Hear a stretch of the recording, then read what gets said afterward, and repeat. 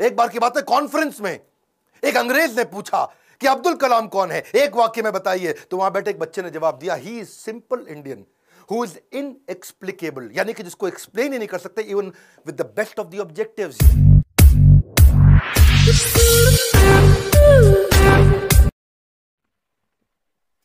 क्या हाल है दोस्तों, मैं पुनीत कौशल देसी बंदा देसी रिएक्शन लेके आपके सामने फिर से हाजिर हूँ। आज जिस वीडियो पर हम रिएक्ट करेंगे वो है डॉक्टर विवेक बिंद्रा की वीडियो। इस वीडियो में इन्होंने एपीजे अब्दुल कलाम सर के बारे में पूरी जर्नी बताई है उनकी, और वीडियो बहुत ही इंफॉर्मेटिव और एंटरटेनिंग रहने वाला है। इस वीडियो को ओरिजिनल लिंक आपको हमारे चैनल के डिस्क्रिप्शन में मिल जाएगा, आप वहां से भी वीडियो देख सकते हैं। इनके चैनल को भी सब्सक्राइब कर सकते हैं, और प्लीज गाइज हमारे चैनल को भी लाइक शेयर और सब्सक्राइब कीजिए। चलिए ज्यादा टाइम नहीं वेस्ट करते और देखते हैं वीडियो कैसी है। Let's start.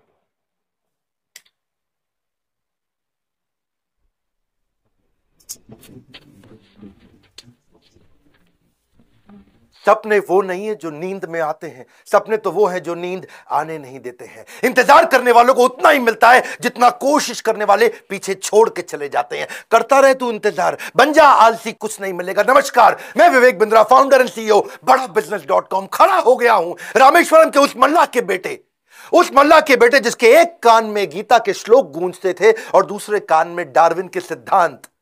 नाव पे तीर्थ यात्रियों को रामेश्वरम के मंदिर लेके जाया करते थे, और जब तीर्थयात्री रामेश्वरम मंदिर की परिक्रमा करते थे उतनी देर बैठ के ये फिजिक्स के सिद्धांत पढ़ा करते थे। बिखरी जुल्फों वाले सिर्फ मेरे या आपके नहीं बल्कि पूरे देश के चहेते डॉक्टर एपीजे अब्दुल कलाम की आज बात करेंगे। एपीजे, ए मतलब अबुल उनके परदादा, पी मतलब पाकिर उनके दादा, जे मतलब जैनुल अब्दीन उनके पिताजी, और अब्दुल कलाम वो उनका खुद का नाम। 11वें राष्ट्रपति, 2002 से 2007 जनवादी राष्ट्रपति, पीपल्स प्रेसिडेंट। एक बार की बात है, कॉन्फ्रेंस में एक अंग्रेज ने पूछा कि अब्दुल कलाम कौन है, एक वाक्य में बताइए। तो वहां बैठे एक बच्चे ने जवाब दिया, he is simple Indian who is inexplicable, यानी कि जिसको एक्सप्लेन ही नहीं कर सकते even with the best of the objectives. यानी कि एडजेक्टिव क्या होता है, वो जो नाउन को समझाता हो।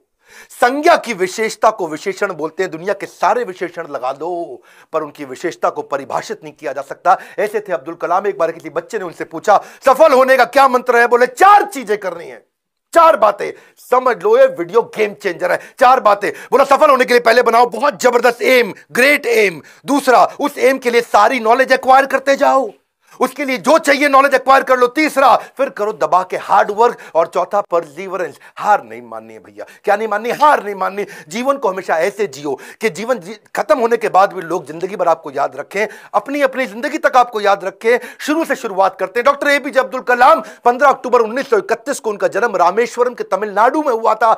कमजोर आर्थिक स्थिति के एक मुसलमान परिवार में उनका जन्म हुआ। पेशे से उनके पिता नाविक थे, और पिता क्योंकि ज्यादा पढ़े लिखे नहीं थे तो शुरू से उनको काफी तकलीफें आई। एक बार क्लास के अंदर उनका एक दोस्त हुआ करता था जो कि मुख्य पुरोहित को बेटा था, और मुख्य पुरोहित को बेटा जो रामदास शास्त्री अपने इसके साथ में पहली बेंच पे बैठे मास्टर जी नाराज हो गए। ए मुसलमान लड़का प्रमुख शास्त्री के बेटे के साथ पहली बेंच पे कैसे बैठा? उनको लगा के थप्पड़ पीछे बैठा दिया, भाग पीछे जाकर के बैठ। अब्दुल कलाम चुपचाप जाके पीछे बैठ गए, और क्या सोचिए इस घटना पे उन्होंने उस दिन संकल्प लिया, पीछे बैठ के दुनिया बदलूंगा। और पीछे बैठना कोई मायने नहीं रखता, इसलिए वो कहा करते थे देश का सबसे अच्छा दिमाग क्लासरूम की आखिरी बेंच पे भी मिल सकता है। अच्छा, परिवार बहुत बड़ा था, 10 भाई बहन थे, पैसों की कमी तो होनी थी, तो अपने खर्चा निकालने के लिए अखबार बेचना शुरू किया। छोटी उम्र में अखबार क्यों बेचते थे? इनको पता था पैसा तो मिलेगा, लेकिन सारे रास्ते में बेचते वक्त पूरे अखबार को पढ़ जाऊंगा। चलते चलते सारे अखबार को पढ़ जाया करते थे। 8 साल की जब उम्र में थे ना, ये बहुत छोटे थे, इनके गांव से कई किलोमीटर दूर एक मास्टर जी बहुत बढ़िया गणित पढ़ाते थे, और बोले सुबह 4 बजे 1 घंटे की क्लास फ्री है, उसी बच्चे को पढ़ाऊंगा सुबह 4 बजे जो नहा धो के आएगा। अब ये कई किलोमीटर दूर सुबह 3 बजे उठ के तैयार हो के नहा के ठंडे पानी से किसी भी मौसम में, सर्दी हो बारिश हो या तूफान हो, 4 बजे पहुंच जाया करते थे। कलाम जब रात को भी घर में पढ़ते थे तो उनके वहां पे लालटेन होती थी, केरोसिन ऑयल से जलने वाली। 7 से 9 केवल 2 घंटे का तेल था इनके पास में, वो केरोसिन ऑयल, मिट्टी का तेल। लेकिन पिताजी माताजी इनकी जब देखा पढ़ने में इंटरेस्ट है तो उन्होंने अपने लिए अंधेरा रखा और इसके लिए 11 बजे तक किया। मेहनत से कभी डरे नहीं, ईमानदारी से कभी हटे नहीं, छोटा लक्ष्य देखना, पाप के समान है, इसलिए हमेशा महान लक्ष्य चुनना होगा। जब 5वीं क्लास में थे, उनके टीचर सुब्रमण्यम अय्यर, श्री शिवा सुब्रमण्यम अय्यर, जो बच्चों को सिखा रहे थे चिड़िया कैसे उड़ती है, उसकी डिटेल की डिटेल, चिड़िया कैसे उड़ती है, चिड़िया कैसे उड़ती है, बच्चों को समझ ही ना आए, तो ये उनको वहीं समुद्र के किनारे ले गए और वहां उड़ती हुई चिड़िया दिखाई, और वो लाइव एग्जाम्पल जब दिखाया चिड़िया उड़ती हुई, उसकी डिटेल की डिटेल पंखों की समझाई, तो उनके दिमाग में वहीं से इनका प्रोफेशन शेप हो गया। उनका घर समुद्र के करीब था और इच्छाएं आकाश से आगे थी, वहीं से एरोनॉटिक्स इनको समझ में आया। हाई स्कूल इन्होंने रामनाथपुरम के एक श्वार्ट्ज हायर सेकेंडरी स्कूल में किया, और एक दिन एक बार अपने स्कूल में किसी गलत क्लास में पहुंच गए, और गलत क्लास में जब अंदर घुसे तो टीचर ने इनको चपत लगाई, जब तक तुम्हें यही नहीं समझ में आ रहा कि तुम्हारी क्लास कौन सी है, मैथमेटिक्स की क्लास में तुम गलत क्लास में पहुंच गए तो तुम क्या पढ़ोगे और क्या आगे बढ़ोगे। और वहीं इन्होंने इतनी पढ़ाई करी मैथमेटिक्स में कि 100 में 100 नंबर ले आए। टीचर भी हैरान हो गया, अगर तुम सूर्य की तरह चमकना चाहते हो तो पहले सूर्य की तरह जलना होगा। बचपन से ही आसमान में उड़ने की इच्छा थी, इसीलिए इन्होंने मद्रास के हाईएस्ट कॉलेज, देश का सबसे अच्छा कॉलेज था MIT, Madras institute of technology, वहां एरोनॉटिकल इंजीनियरिंग में दाखिला लिया। बहन ने काफी पैसा अपना सोना गहना गिरवी रख करके इनको 1000 रुपए दिया। कॉलेज में अब एरोनॉटिक्स था तो विमान के डिजाइन बनाने थे, प्रोजेक्ट मिला, अब विमान के डिजाइन बनाने में लग गए, और डिजाइन जो बनाया और टीचर को दिखाया, टीचर को पसंद नहीं आया, और टीचर ने कहा अगर तुम एक अच्छा डिजाइन नहीं बना सके ना अब्दुल कलाम, तो तुम्हारी स्कॉलरशिप छिन जाएगी, स्कॉलरशिप छिन जाएगी, स्कॉलरशिप छिन जाएगी। इनका दिमाग चकरा गया। टीचर की ये बात सुन के पांव के नीचे जमीन खिसक गई। 1000 रुपए बहन ने गिरवी रखे, मुझे गहने अपने दिए थे, और इन्होंने टीचर से कहा मुझको 1 महीना दे दो, बहुत बढ़िया डिजाइन दूंगा। टीचर ने कहा कोई 1 महीना नहीं, 3 दिन मिलेंगे, 3 दिन।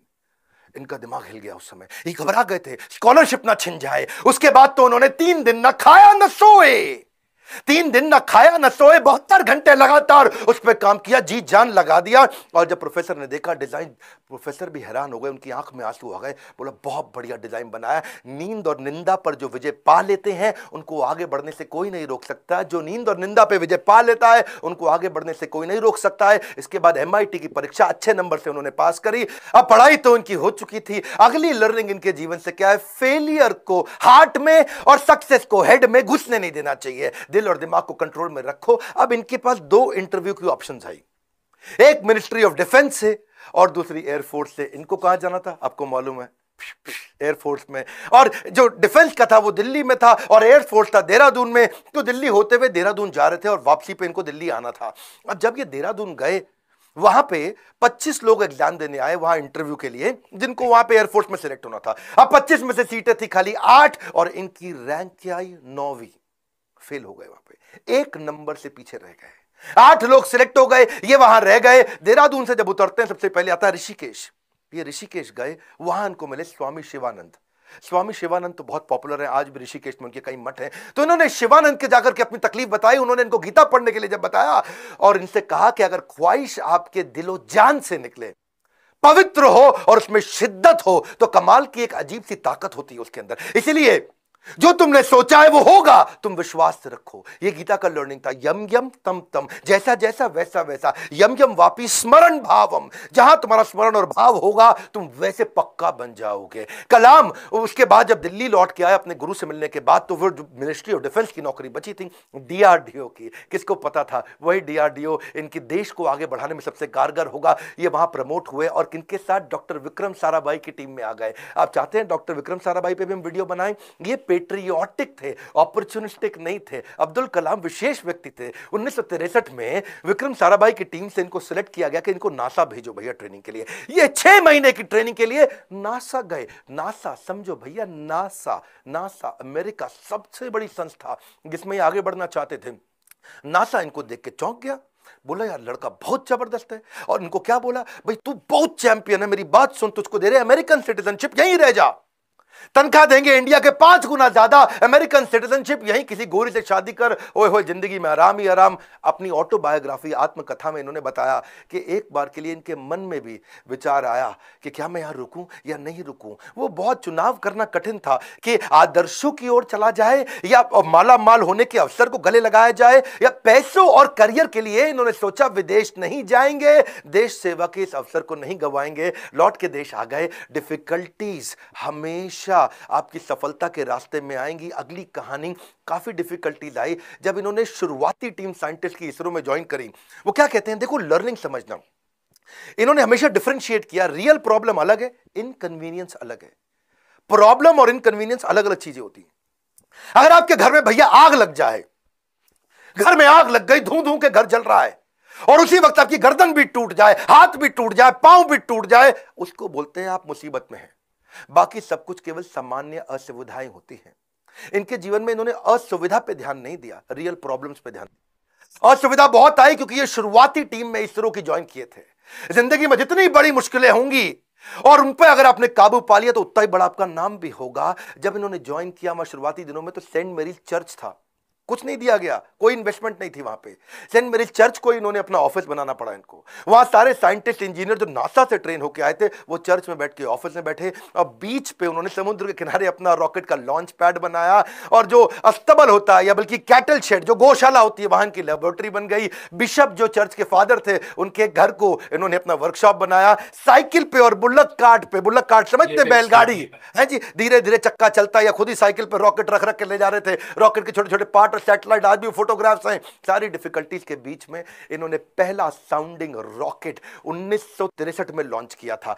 ये इतना मशगूल हो गए भैया काम में, इतना मशगूल हो गए, इनकी सगाई फिक्स हो गई थी। उस समय ये 32 साल की उम्र थी, इनकी सगाई फिक्स हो गई, ये काम में लगे रहे, भैया रॉकेट जाएगा, रॉकेट जाएगा, देश का पहला रॉकेट जाएगा। ये सगाई पे जाना भूल गए लोग बेचारे, वहां मंडप पे इंतजार करते रहे। मंडप तो नहीं, रिंग सेरेमनी थी, वहां इंतजार ही करते रह गए। अरे अब्दुल कलाम आएगा, अब्दुल कलाम रॉकेट बनाने में लगे थे देश के लिए। जीवन में कठिन दौर से गुजरते वक्त ये मत सोचिए कि ये जिंदगी में कठिनाइयां हमेशा रहेंगी। ये कठिनाइयां आई हैं और चली जाई हैं, चली जाएंगी। इन्होंने गीता हाथ में पकड़ ली थी, इनको इनके गुरु ने दिया था, और गीता में क्या बताया, आगाम पाइनो, कठिनाइयां आएंगी और चली जाएंगी। 1969 में इसरो के डायरेक्टर की जब इनको कमान दी गई तो उन्होंने सोचा कि क्यों नहीं SLV-3। SLV-3 क्या होता है? ये एक होता है सैटेलाइट लॉन्च व्हीकल, यानी कि कभी सैटेलाइट को भेजते हैं तो उसका एक लॉन्च व्हीकल चाहिए होता है। एक होती है गोली ठा और एक होती है गोली के लिए बंदूक जिससे गोली निकलती है, तो एक लॉन्च व्हीकल होता है जिससे सैटेलाइट को भेजते हैं और जो अपने ऑर्बिट में जाके सेट होता है। तो जब इनके पास पैसा नहीं था वहां पे, इन्होंने क्या कहा कि भैया SLV-3 के लिए काम करूंगा और PSLV के लिए काम करूंगा। SLV-3 में 1 रुपया लगेगा, PSLV में 1 रुपया लगेगा, तो दोनों मिला के 2 रुपया लग जाएगा। तो ऐसा करते दोनों को एक साथ करने का जुगाड़ करता हूं, 1 रुपये 20 पैसे में कर दूंगा, 80 पैसा बच जाएगा। तक थोड़े कम खर्चे के अंदर दोनों प्रोजेक्ट पूरे कर दिए। इसके लिए उन्होंने सरकार से फंड मांगा, इंदिरा गांधी ने बोला फंड नहीं है, पब्लिकली मना कर दिया, प्राइवेटली थोड़ा सा फंड इनको दिया, और थोड़ा सा फंड मिलने के बाद ये जी जान से अपने प्रोजेक्ट पर लग गए। अब अब्दुल कलाम है भैया, 18 घंटे रोज काम करते थे, साल के 365 दिन, लीप ईयर में 366 दिन भी काम करते थे। 1969 से 1989 तक 10 साल इन्होंने अपना जी जान से मेहनत किया। केवल 2 बार छुट्टी ली, एक बार पिता के देहांत पे, एक बार माता के देहांत पे। बाकी दिन कोई सैटरडे संडे नहीं, 15 अगस्त 26 जनवरी नहीं। 10 साल के कठिन परिश्रम के बावजूद 1979 में इनका SLV-3 satellite launch vehicle fail हो गया। और जब फेल हुआ तो ये बहुत घबरा गए, क्योंकि उस समय ये इसके ऊपर पूरा देश देख रहा था इनको, पूरी दुनिया की मीडिया देख रही थी इनको, हताश हो चुके थे। और उस परिस्थिति में इनके जो प्रोफेसर सतीश धवन जो चेयरमैन थे उस समय, उन्होंने इनको बुलाया कि आओ अब्दुल कलाम, चलो मीडिया इंतजार कर रही है, वहां जाके बात करना होगा। कलाम घबराए हुए थे, अब सब कुछ मेरे ऊपर आ जाएगा, क्योंकि ये मिशन डायरेक्टर, प्रोजेक्ट डायरेक्टर थे। As a mission director, project director, इनके फेलियर, अब इनके फेलियर पे पूरी दुनिया देख रही थी। और जब सतीश धवन ने इनको बुलाया तो ये और घबरा गए, अब मीडिया को क्या जवाब दूंगा। मीडिया ने कहा करोड़ों रुपया तुमने देश का लगा के बर्बाद कर दिया, तुम्हारे को क्या अधिकार था। और वहीं प्रोफेसर सतीश धवन ने माइक ले लिया और माइक लेकर के क्या बोला, ये टीम बहुत जबरदस्त है, पहली बार किया है, फेल हुए हैं, 1 साल के अंदर यही टीम दोबारा इसी SLV-3 को लॉन्च करेगी। और दुगनी ऊर्जा भर दी टीम के अंदर। सारे फेलियर को, अब्दुल कलाम के फेलियर को उन्होंने अपने ऊपर ले लिया। ये देख करके अब्दुल कलाम हैरान हो गए। 1 साल दोबारा जी जान से मेहनत करी, इंटेलिजेंस आ चुकी थी, और इस बार SLV-3 जब सफल हो गया तो उसके बाद फिर अब दोबारा प्रोफेसर धवन ने माइक इस दफा कलाम जी के हाथ में दे दिया। बोला अब तुम सफल हो गए हो, अब जवाब तुम दोगे। अब्दुल कलाम हैरान हो गए, बोले this is called leadership. How to handle success ये सबको आता है, हाउ टू हैंडल फेलियर ये प्रोफेसर धवन ने सिखाया कि जब मैं सफल होऊंगा तो टीम को क्रेडिट दे दूंगा, और जब विफल होऊंगा तो सारा का सारा फेलियर अपने ऊपर ले लूंगा। इस बात से प्रभावित आगे चल के इंदिरा गांधी भी हो गई, और देखा क्या उन्होंने कि ये दोनों ने बहुत जबरदस्त काम किया। उन्होंने प्रोफेसर धवन को बोला मैं अब्दुल कलाम से मिलना चाहती हूं, इन्होंने अब्दुल कलाम को बोला आ जाओ भैया, इंदिरा गांधी मिलना चाहती हैं। वो बोले भाई मेरे पास तो कपड़े नहीं, मैं चप्पल में फटी हुई घूम रहा हूं, मैं कैसे अब उनके आकर के मिलूंगा। तो उन्होंने कहा कि भाई कलाम तुम पहले से ही सफलता का सूट पहने हुए हो, कलाम, क्या बात। तुमने पहले से ही सफलता का सूट पहना है, कपड़ों का सूट नहीं चाहिए। और उन्होंने जाकर के वहां जब इंदिरा गांधी से मिले, बड़ी प्रभावित थी। उन्होंने कहा कि अब तुम्हारे को डिफेंस में और काम करना पड़ेगा। इस समय चाइना भी, पाकिस्तानी भी, आजू बाजू सब लोग मिसाइल की तैयारियां कर रहे हैं, तुम मिसाइल बनाओ हमारे देश के लिए। और उसी समय अटल बिहारी वाजपेयी से भी उनकी पहली मुलाकात हुई। अटल से जब उन्होंने हाथ मिलाने के लिए आगे बढ़ा तो अटल इनसे हाथ नहीं मिलाए, अटल बिहारी जी इनको गले लगा लिए। इंदिरा गांधी मुस्कुराई, बोलिए ध्यान रखना अटल बिहारी जी, ये मुसलमान है। अटल बिहारी बोले, ये मुसलमान बाद में हैं, पहले हमारे देश के नागरिक हैं और हमारे देश के महान साइंटिस्ट हैं। अब्दुल कलाम उनको देख के बहुत मुस्कुराए। सफलता पे सफलता मिल रही थी, उसका उन्हें इनाम भी मिल रहा था। 1981 में पद्म भूषण अवार्ड दिया, 82 में डीआरडीओ का डायरेक्टर बना दिया। डिफेंस की ऑर्गेनाइजेशन डीआरडीओ, उसके मुख्य पद पे आ चुके थे, पर मन से वो खुश नहीं थे, मन से खुश नहीं थे, क्योंकि जानते थे कि चाइना और पाकिस्तान मिसाइल पे मिसाइल बना रहा है और उन्हें देश की सुरक्षा खतरे में नजर आ रही थी। उस दौरान कमाल की बात देखो, अजीबो गरीब इमेजिनेटिव व्यक्ति थे अब्दुल कलाम जी। उन्होंने महाभारत को पढ़ना शुरू किया और महाभारत में बर्बरीक की कहानी सामने आई, उससे बड़े इंस्पायर्ड हुए। बर्बरीक की कहानी अलग सी थी। बर्बरीक कहते हैं कि उनके पास 3 तीर है और 3 तीर से वो क्या करेंगे, पहले तीर में सबको प्रोटेक्ट कर लेंगे, भाई किस किस को प्रोटेक्ट करना है, दूसरे में किस किस को अटैक करना है। मेरी बात समझना, सुपरसोनिक मिसाइल। पहले 2 तीर में क्या करेंगे, किसको अटैक करना है उन सबको डिसाइड कर लेंगे, उसके बाजू में किस किस को, सबको थोड़ी पूरा का पूरा शहर उड़ा दें भाई, जिसको प्रोटेक्ट करना है उसको सिलेक्ट कर लिया, जिसको अटैक करना है उसको सिलेक्ट कर दिया, तीसरे तीर में गेम ओवर, खत्म कर दिया। तो उनके पास 3 तीर थे। वहां सोचे यार, ये तीर किसको प्रोटेक्ट, किसको अटैक, कैसे जाना है, किधर किधर जाना है, बड़ा गाइडेड तीर है। वहां से उन्होंने इंटीग्रेटेड गाइडेड मिसाइल प्रोग्राम तैयार किया कि क्यों नहीं कोई ऐसी मिसाइल बना दे कि आदमी लेफ्ट भागे तो मिसाइल लेफ्ट चली जाए, आदमी राइट भागे तो मिसाइल राइट चली जाए, और जिस टैंक को उड़ाना है वो टैंक आगे निकल गया तो मिसाइल आगे चली जाए। गाइडेड मिसाइल कैसे बनाए, बर्बरीक के उनको इस प्रसंग से इमेजिनेटिव थे। एक इंटरव्यू में बोले कि भगवान कृष्ण के सुदर्शन चक्र से सीखने को मिला। भाई भगवान कृष्ण का सुदर्शन चक्र बड़ा रिमोट कंट्रोल्ड होता है। भाई कृष्ण ने चक्कर छोड़ा और सामने वाले के पास जाके पहले चक्कर रोक दिया, जितनी देर पहले बातचीत करनी है बातचीत कर लिया, चक्कर घूमे जा रहा है, और जब बोलते खत्म करो अटैक करो तो चक्कर मारा उसको और वापस आ गया। तो बोले यार ये बड़ा सिस्टम है, बड़ी एडवांस टेक्नोलॉजी थी। तो वहां से उनको इंटीग्रेटेड गाइडेड मिसाइल ये मॉडल उन्होंने शुरू किया और उसके बाद उन्होंने एक के बाद एक मिसाइल की झड़ियां लगा दी। देखो, who dare to imagine the impossible are the ones who will break all human limitations. Imagination के बारे में वो हर कॉलेज में लेक्चर दिया करते थे। 1985 में उन्होंने त्रिशूल नाम की मिसाइल लॉन्च करी, फिर उन्होंने पृथ्वी लॉन्च करी 1988 में। 89 में अब अग्नि के पीछे लगे हुए थे। उन्होंने आकाश भी कर दिया, नाग भी कर दिया, अग्नि नहीं होती थी उनसे, अग्नि में बार बार फेल हो रहे थे। अग्नि मिसाइल ये बड़ी इंपॉर्टेंट प्रोजेक्ट था, लेकिन देश भर में अब लोगों ने क्वेश्चन करना शुरू कर दिया। लोग अपने अपने हिसाब से इसका अलग अलग मतलब निकाल रहे थे, भाई क्यों फेल हो रहे हैं। अमूल ने तो वहां पे एक ऐड लगा दी, और अमूल कहता है जी अग्नि मिसाइल के अंदर तुम्हारा पेट्रोल कम पड़ जाता तो अमूल का बटर डाल लो। लोगों ने मजाक बनाना शुरू कर दिया और बार बार लोगों के सवालों के कारण ये बहुत सीरियस थे। और उसी 89 के एंड आने से पहले पहले इन्होंने अग्नि को भी सफल बना दिया। बार बार असफल होने पर भी उत्साह न खोना ही सबसे बड़ी सफलता है। बाकी सारे शक्तिशाली देशों को वो देख रहे थे, वो मिसाइल लॉन्च कर रहे थे, दूसरे महाद्वीप पे कैसे अटैक कर सके, इंडिया से मिसाइल छोड़े यूरोप तक पहुंच सके, अमेरिका तक पहुंच सके, दूसरे महाद्वीप तक पहुंच सके। सब लोगों ने बड़ी तैयारी करी। इन्होंने 89 में अग्नि को जब लॉन्च किया तो रशिया, यूएस, चाइना, फ्रांस और यूके के बाद भारत छठा देश था जिसने इतने पावरफुल मिसाइल्स बनाए। मेरी बात समझिए, दुनिया भर के 250 देशों को पीछे करके अब्दुल कलाम थे जिन्होंने भारत को छठे रैंक पर लाके खड़ा किया। हाँ, ये कहते थे मिसाइल यूज नहीं करना है, लेकिन विराट रूप तो दिखाना है ना अपना। 10वें अध्याय के बाद जब भगवान कृष्ण ने देखा कि अर्जुन उबासी ले रहा, अर्जुन सीरियस नहीं ले रहा, तो मैं विराट रूप दिखाऊं। और जब कृष्ण ने विराट रूप दिखाया, कृष्ण ने मारा नहीं, किसी को विराट रूप दिखाया, अर्जुन एकदम लाइन पे आ गया, है बात समझ आ गई बात। इसीलिए कभी कभार बाजू का पाकिस्तान, चाइना जब आंख दिखाए तो विराट रूप दिखा दो, थोड़ी मिसाइल छोड़ देंगे, विराट रूप दिखा दो, अपने आप लाइन पे आया है, समझ आ गया, वापस आ जाओ, सॉरी। तो ऐसा अब्दुल कलाम जी ने स्ट्रांग बनाया। उनकी मेहनत 1993 में और रंग लाई जब पीएसएलवी को भी उन्होंने सफल कर दिया। आज वही कलाम जी की देन है कि पीएसएलवी से हमने 10 रुपए किलोमीटर के कम खर्च पे भी मंगल तक सफर पूरा कर लिया जी। 2014 में हॉलीवुड की मूवी में जितना खर्चा था उससे कम के अंदर तो हमने मंगल का सफर कर लिया।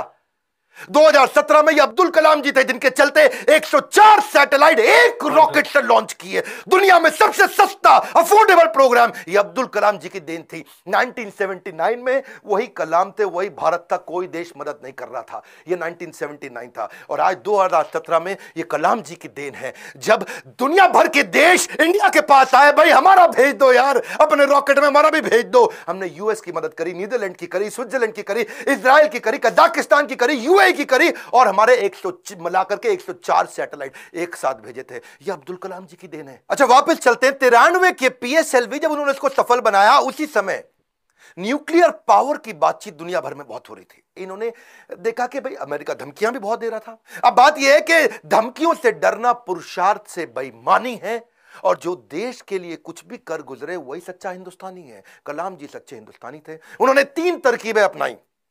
पहली, जितने भी अपने साइंटिस्ट हैं उनको आर्मी की वर्दी में डाल दो। सैटेलाइट को समझ ही ना है कि भाई ये तो नॉर्मल आर्मी घूम रही है, ये कोई साइंटिस्ट थोड़ी है, ये तो नॉर्मल आर्मी है, पहला।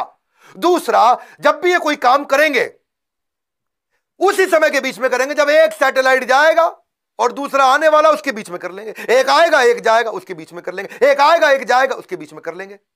तो ये उतने ही टाइम में तैयारी करते थे। और तीसरा, काम खत्म होने के बाद जमीन को एकदम साफ सुथरा ऐसे सेट करते थे, जब सैटेलाइट आएगा पता ही नहीं चलता कुछ हुआ यहाँ पे, ओए आर्मी वाले आराम से घूम रहे हैं। अमेरिका को पता नहीं लगने दिया। 1992 से 97 लगातार उन्होंने काफी काम किए। आसपास के गांव और अन्य लोगों को कभी नहीं पता चला कि यहां हुआ क्या है और यही मेहनत उनकी रंग लाई।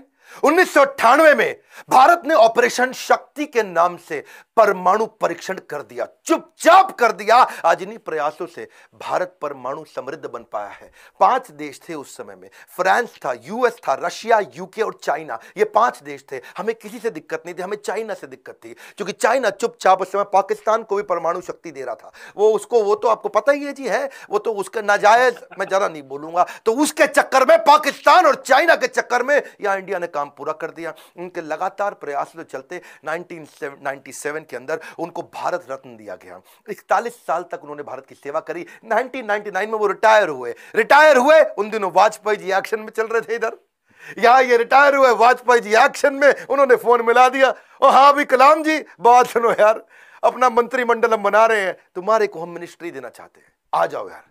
तुम बुद्धिमान आदमी हो, विजनरी लीडर थे। वाजपेयी जी अपने आप में विजनरी थे। बोले अब्दुल कलाम को लूंगा तो बहुत अच्छा रहेगा, माइनॉरिटी भी हमारे साथ जुड़ेगी, बुद्धिमता भी मिलेगी, इंटेलिजेंस भी बिल्ड होगा। अब्दुल कलाम जी को कन्विंस करने में लगे। कलाम जी बोले 1 दिन बाद बताऊंगा जी।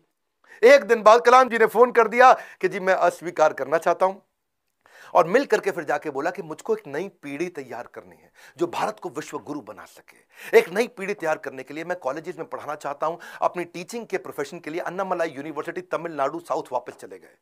अगली बार यहां तो सब ठीक हो गया। अब जब राष्ट्रपति बनने का समय आया 2002 में, कई लोगों का नाम आया, बहुत सी चीजें आगे पीछे हुई और उन्हीं दिनों जब वो नाम आया तो फिर से यहां घंटी बजती रही इनके ऑफिस के अंदर, कलाम जी के। और जब ऑफिस में घंटी बजती रही, किसी को नहीं पता चला तो किसी ने, इनके वाइस चांसलर ने इनके यूनिवर्सिटी में जाके भाग के कलाम जी को बोला, अरे कलाम जी आपके यहां प्रधानमंत्री जी का फोन आ रहा है बार बार। कलाम जी गए, उन्होंने फोन उठाया तो नमस्कार, बातचीत शुरू हुई।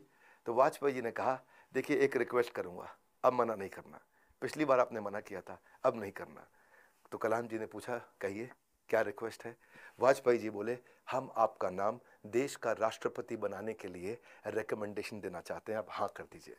अब्दुल कलाम जी मुस्कुराए और बोले 1 घंटे का समय दीजिए। 1 घंटे के बाद वो वापस गए, उन्होंने फिर फोन किया और स्वीकार कर लिया। बोला ठीक है, मैं इसके लिए तैयार हूं।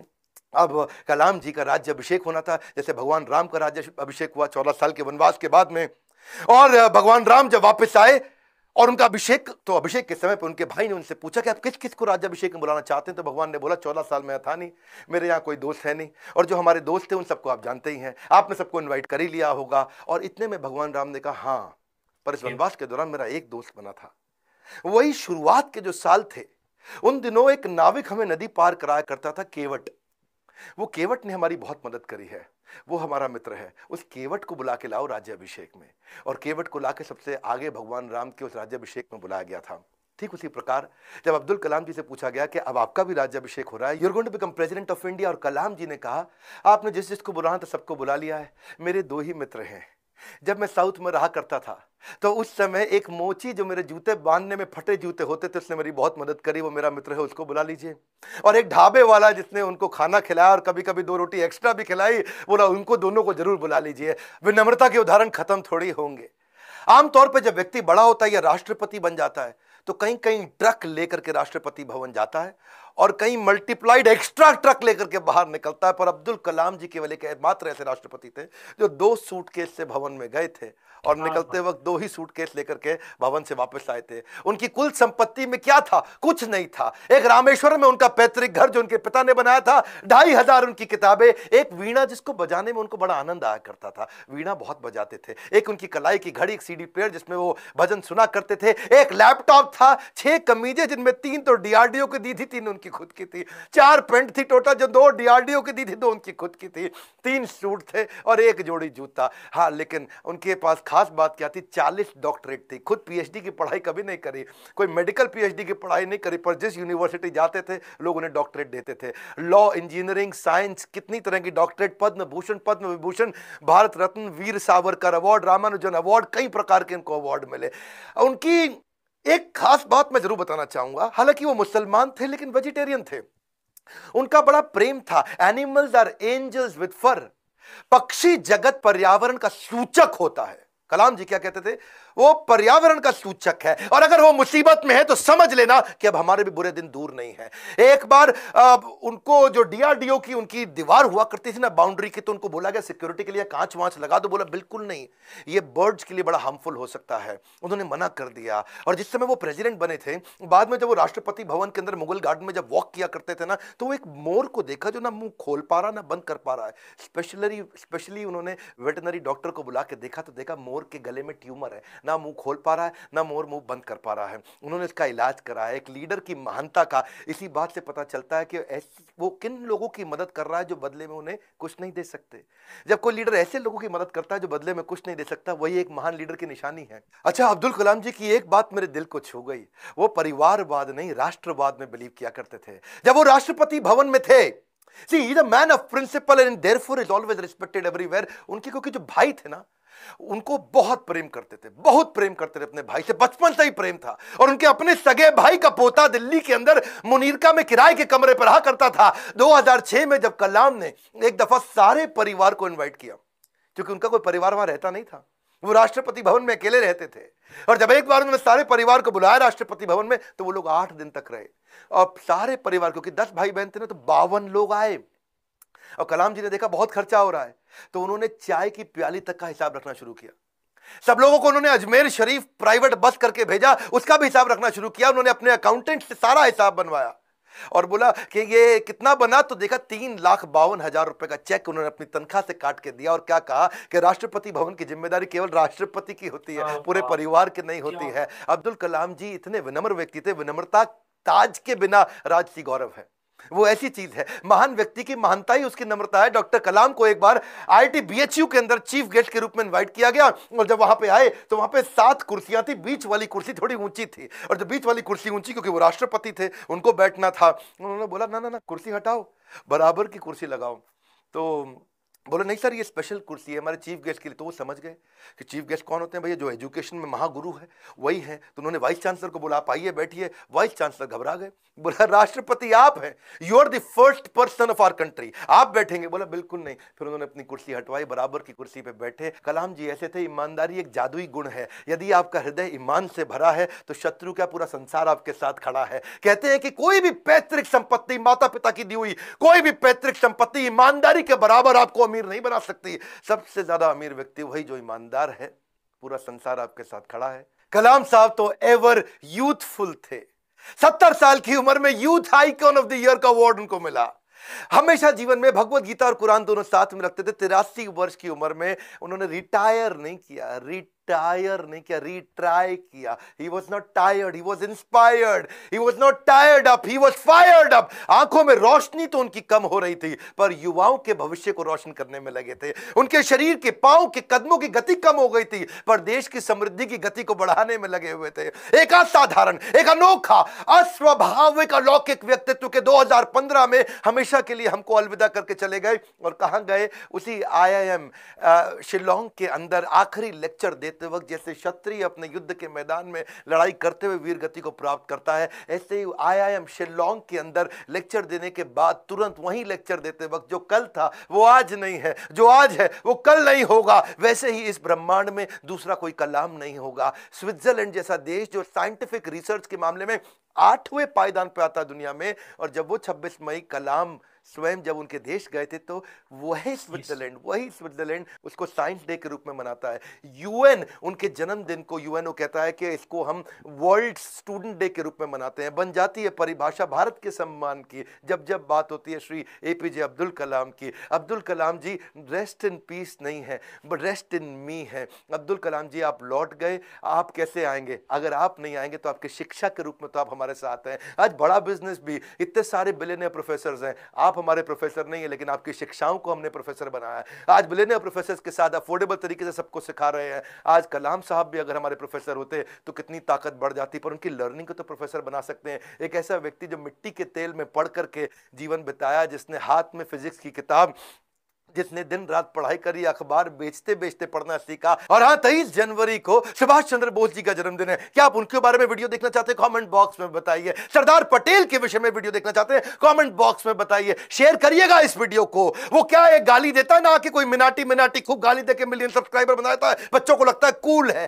देश का चरित्र बनाना है, गाली बोलना नहीं सिखाना है। इस वीडियो को शेयर करिए। अगर आप माँ बाप अपने बच्चों को जरूर दिखाइए हमारे को और अब्दुल कलाम बढ़ाने हमारे देश में। इस वीडियो को देश भर में, दुनिया भर में पहुंचाइए। हमारे साथ जुड़े रहने के लिए, नए हैं तो आके सब्सक्राइब करने के लिए आप सबका हृदय की गहराइयों से प्रेम पूर्वक बहुत बहुत। तो गाइस ये थी वीडियो, और यार क्या ही मैं बात करूं अब्दुल कलाम सर के बारे में। जैसे कि शुरू में इन्होंने बताया कि एक्सप्लेन नहीं करा जा सकता एक ऐसा सिंपल आदमी जिसके लिए जितने भी आप एडजेक्टिव्स लगा लो उतना कम है। और मैंने खान सर की वीडियो देखी थी, उसमें उन्होंने बहुत बहुत एक अच्छी बात बोली थी कि हमने एक ऐसा गोल्डन ईरा, मुझे नहीं पता जो 90s के किड्स हैं या लेट 80s के किड्स हैं उनके लिए उन्होंने ये बात बोली थी कि उन लोगों ने एक ऐसा गोल्डन ईरा देखा है जिसमें एक ही टेन्योर में हमें अटल बिहारी वाजपेयी जैसे प्राइम मिनिस्टर और APJ अब्दुल कलाम सर जैसे प्रेसिडेंट एक ही टेन्योर में मिले, जिन्हें हमने देखा है। तो इंडियन पॉलिटिक्स का मेरे ख्याल वो सबसे गोल्डन इरा था। हाँ, आज के डेट में आप कह सकते हो बहुत लोग शायद मुझसे डिसएग्री करेंगे कि ये जो इरा है ये सबसे गोल्डन इरा है। ये इंडिया का गोल्डन इरा है, लेकिन इंडियन पॉलिटिक्स का जो गोल्डन इरा था वो वही था जो अटल बिहारी वाजपेयी और अब्दुल कलाम सर का जो टेन्योर था, मेरे हिसाब से तो वो था। और इनके बारे में सीरियसली इतने सिंपल इंसान, जिनके पास 2 सूटकेस में प्रेसिडेंट हाउस गए और 5 साल पूरे करके वही 2 सूटकेस में वापस आए। मुझे बोलना नहीं चाहिए कि क्योंकि हम एक अच्छी बात कर रहे हैं हमारी इंडियन पॉलिटिक्स की, बट अगर हम अपने नेबर्स को लें तो आपको भी पता वहाँ हालात कैसे हैं कि पॉलिटिशियन हो या वहाँ तो इवन फौज खुद ही इतने ज़्यादा करप्शन में इन्वॉल्व है। हमारे यहाँ ऐसा नहीं है। आप हमारे यहाँ का अगर आप आर्मी चीफ भी देख लो, कितने हैं, आप एक आर्मी चीफ भी दिखा दो जो फॉरेन जाके सेटल हुआ हो या जिसके पास कोई फॉरेन प्रॉपर्टी हो या फॉरेन वेल्थ हो। तो इन ये सब चीज़ें देख के, ये हमारे हीरोज देख के बहुत प्राउड होता है कि हम इंडियन हैं। और अ, अब्दुल कलाम सर के बारे में तो मेरे लिए तो ये एक रोल मॉडल से कम नहीं है। इनकी आप एक या दो बातें भी अमल कर लो ना। एक इन्होंने बात बोली थी कि सपने वो नहीं होते जो आप सोते हुए देखते हैं, सपने वो होते हैं जो भी सोने नहीं देते। हार्ड वर्क, परसिवियरेंस, तो ये सब चीज़ें, ये क्वालिटीज, ये रातों रात किसी भी इंसान में नहीं आती है। इसके लिए मेहनत करनी पड़ती है और इनसे बड़ी इंस्पिरेशन कोई हो नहीं सकती है हार्ड वर्क की और पेट्रियटिज्म की। खास तौर पे मैं कहूँगा क्योंकि कई लोग इसको दूसरे एंगल से भी जोड़ के देखते हैं, लेकिन मुझे ऐसा लगता है कि शायद ये एक ऐसे इंसान होंगे जिन्हें आप सेकुलर या रिलीजन और इन सब से बहुत परे हटके देखते हो और इंडिया में शायद ही कोई एक इंसान होगा जो इनका क्रिटिक होगा। हम सब जितने भी हैं, बहुत लोग इनके स्टूडेंट्स हैं जो इनसे सीखते हैं या जिन्होंने इनसे सीखा है। मैंने भी शायद अपनी लाइफ में एक दो बातें होंगी जो कोशिश करता हूँ मैं कि अ, जिस तरीके से इनकी पर्सनैलिटी थी उस तरीके से अपने आप को डाला जाए। मेरी लाइफ के तो हीरो अटल बिहारी वाजपेयी और अब्दुल कलाम हमेशा रहेंगे। आप मुझे बताना आपको ओवरऑल ये वीडियो कैसी लगी और अब्दुल कलाम सर के बारे में आप अपनी क्या राय रखते हैं। मिलते हैं आपसे नेक्स्ट वीडियो में, तब तक के लिए